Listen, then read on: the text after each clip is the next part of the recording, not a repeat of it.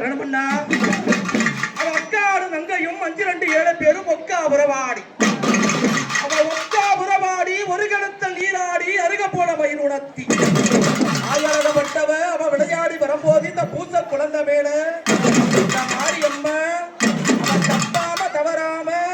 அவ விளையாடி வரும்போது அவ பின்னுக்கு செல்லாம அவ முன்னுக்கு வந்து இந்த கூட்டம் குடையாம இந்த பூ வாடாம அருக மருளோடும் விளையாடி வரும்போது